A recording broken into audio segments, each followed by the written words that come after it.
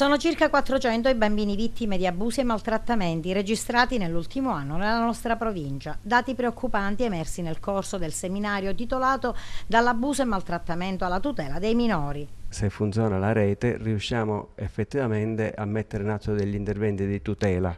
per quanto riguarda i minori, perché oggi il problema non è quello di fare capire la drammaticità del problema di chi subisce un abuso, delle famiglie coinvolte, ma il problema vero, grosso, è quello di riuscire a mettere in atto degli interventi di tutela per il minore.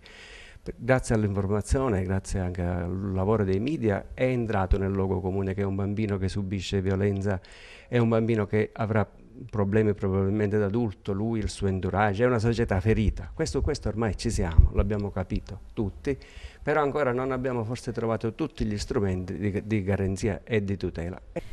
Un seminario che attraverso la presentazione e l'analisi delle linee guida emanate dalla Regione Sicilia costituisce un momento di confronto ed approfondimento tra gli operatori e le istituzioni, partendo dalle analisi delle procedure giuridiche, dalla condivisione di esperienze, di strumenti e strategie di intervento, in un'unica ottica di interscambio e condivisione di buone prassi, per arrivare alla pianificazione di servizi dedicati alla tutela dell'infanzia e alla presa a carico dei minori vittime di maltrattamenti e abusi. L'iniziativa di oggi penso che sia un'iniziativa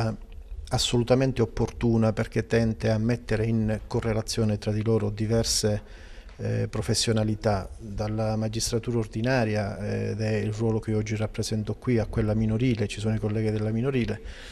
agli operatori, agli assistenti ai servizi e quant'altro, e si discute sulle linee guida date dalla Regione. È importante perché la cronaca ci riporta a fatti gravissimi che sono successi. È importante avere un comune linguaggio, soprattutto cercare di individuare tra tutti gli operatori, come dicevo prima, di trovare una strategia che possa anticipare, riconoscendolo per tempo, il caso di probabile abuso, che possa anticipare i fatti poi gravissimi che succedono. Il ruolo dell'avvocato qual è in ordine alle linee guida previste? Le linee guida non prevedono il ruolo dell'avvocato specificamente, ed è grazie all'intelligenza e alla bravura del dottore Vetro che oggi siamo seduti attorno ad un tavolo, perché tutti gli operatori